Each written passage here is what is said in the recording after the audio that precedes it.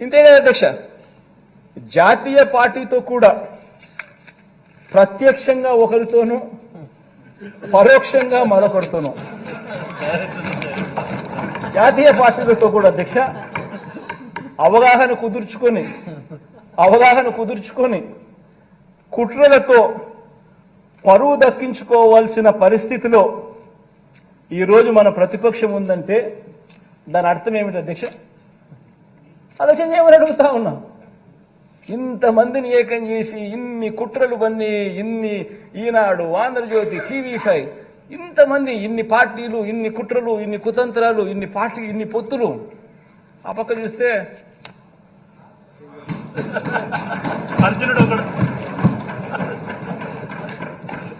ఆలోచన చేయమని అడుగుతాను అధ్యక్ష. అధ్యక్ష, ప్రతిపక్షం బలపడలేదు అధ్యక్ష.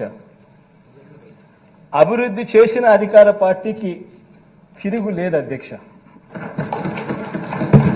దీని అర్థం ఇదే అధ్యక్ష, దీని అర్థం ఇదే. అందుకనే ఇవన్నీ జరుగుతూ ఉన్నాయి అధ్యక్ష.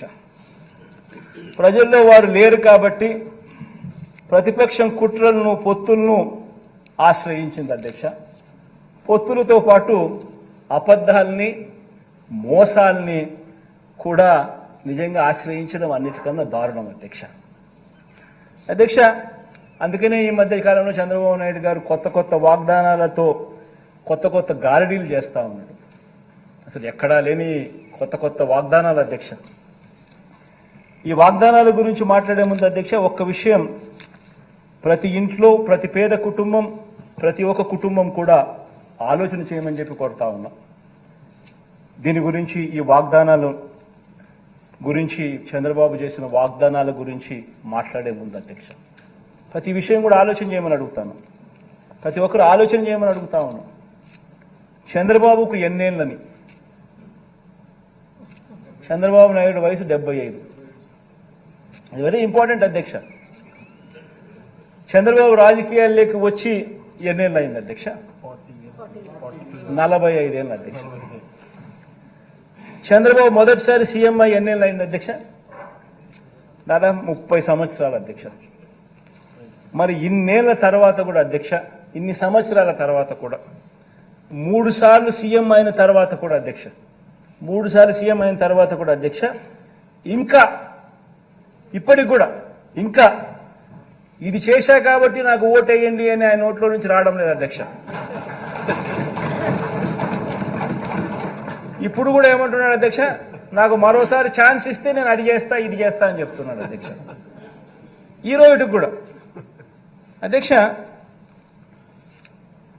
ప్రతి పేద కుటుంబం అధ్యక్ష, ప్రతి సమావేశంలో ప్రతి ఒక్కరూ కూడా ఈ విషయంగా ఆలోచన చేయాలి, ఈ విషయంగా చర్చ జరగాలి అధ్యక్ష.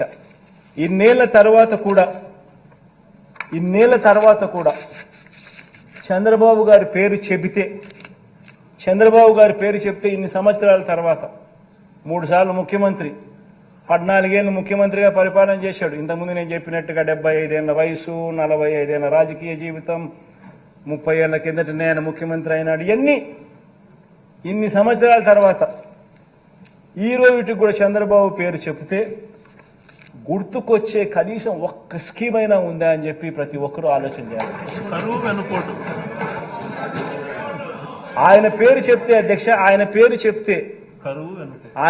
చెప్తే ఈ రోజుకి కూడా గుర్తుకొచ్చే ఒక్క స్కీము లేదు. కానీ ఆయన పేరు చెబితే మాత్రం ఇవాళటికి కూడా గుర్తుకొచ్చేది, ఇవాళటికి కూడా అధ్యక్ష ఎన్టీ రామారావును వెన్నుపోటు ఎవడు పొడిచాడు అని అంటే గుర్తుకొచ్చే పేరు ఫస్ట్ చంద్రబాబు నాయుడు. ప్రజలను ఎవరు వెన్నుపోటు పొడిచారంటే గుర్తుకొచ్చే పేరు చంద్రబాబు నాయుడు. అక్క చెల్లెమ్మలను ఎవరు వెన్నుపోటు పొడిచారంటే గుర్తుకొచ్చే చంద్రబాబు నాయుడు. 2000 రూపాయల నిరుద్యోగ భృతి తర్వాత ఇవ్వకోకుండా ఎగరగొట్టింది ఎవరంటే ఇప్పటికీ చంద్రబాబు. బ్యాంకుల్లో పెట్టిన బంగారం రైతులకు ఇప్పిస్తానని చెప్పింది ఎగరగొట్టింది ఎవరంటే చంద్రబాబు. రైతులకు రుణమాఫీ అని చెప్పి ఎగరగొట్టింది ఎవరంటే ఇప్పటికీ చంద్రబాబు. గుర్తుకొచ్చేటివి అధ్యక్ష ఇవన్నీ, నేను చెప్పేటివన్నీ కూడా అధ్యక్ష. అధ్యక్ష బాబు పేరు చెప్తే అధ్యక్ష గుర్తుకొచ్చే స్కీమ్ ఒకటంటే ఒకటైనా ఉందా అని అడుగుతా ఉన్నాను. ప్రతి కుటుంబంలోనూ ఈ చర్చ జరగాలి అధ్యక్ష. బాబు చంద్రబాబు అధ్యక్ష మీ సామాజిక వర్గాలకు చేసిన మేలు ఏమన్నా ఉందా అని కూడా ప్రతి సామాజిక వర్గంలో కూడా చర్చ జరగాలి అధ్యక్ష. ఎందుకంటే ప్రతి సామాజిక వర్గాన్ని మోసం చేశాడు. అసలు ఆయన మేనిఫెస్టో వచ్చింది అని అంటే అధ్యక్ష ఇంతలా బుక్ వస్తుంది. ఆ బుక్లో ఒక్కొక్క పేజీలో ఒక్కొక్క సామాజిక వర్గానికి ఇన్ని హామీలను పెడతాడు. ఎన్నికలు అయిపోయిన తర్వాత ఆ బుక్ ఆ మేనిఫెస్టో ఎక్కడికి పోతుందంటే చెత్తబుట్టలోకి వెళ్ళిపోతుంది. ఆ మేనిఫెస్టో ఎక్కడుందని చెప్పి నెట్లో ఎతికినా కూడా ఎక్కడ కనిపించదు. కనీసం నెట్లో కూడా దాన్ని కనపడకుండా చేసేస్తారు. ఏ సామాజిక వర్గానికి కూడా తను చేసింది ఏమిటి అని అంటే కూడా కనీసం చెప్పుకునేదానికి ఏమీ లేని అధ్వానమైన పరిస్థితిలో ఆయన పాలన సాగింది. ప్రతి ఇంట్లో ఈ చర్చ జరగాలి అధ్యక్ష. అధ్యక్ష బాబు పేరు చెప్తే అధ్యక్ష ఏ గ్రామానికైనా తాను వెళ్ళి ఇన్ని సంవత్సరాలు ముఖ్యమంత్రి ఇన్ని బ్యాక్గ్రౌండ్ అంతా చెప్పిన 75 ఏళ్ళ వయసు అని చెప్పినాను, 30 ఏళ్ళు కిందట ముఖ్యమంత్రి అని చెప్పినాను, 3 సార్లు ముఖ్యమంత్రి అయినాడు అని చెప్పినాను, 14 ఏళ్ళు పాలన అని చెప్పినాము. ఇన్ని చెప్పిన తర్వాత అధ్యక్ష ఏ గ్రామంలో అయినా కూడా ఆయన అక్కడికి వెళ్ళి నిలబడి నా హయాంలో నా ప్రభుత్వంలో ఇది నేను చేశా అని చెప్పి అనుకుంటే కనీసం ఒకటన్నా ఒక బిల్డింగ్ అన్నా కనిపిస్తుందని అడుగుతున్నా. ఒక స్కూలు కనిపించదు, ఒక హాస్పిటల్ కనిపించదు, ఒక బిల్డింగ్ కనిపించదు. పైగా స్కూళ్ళన్నీ నిర్వీర్యం.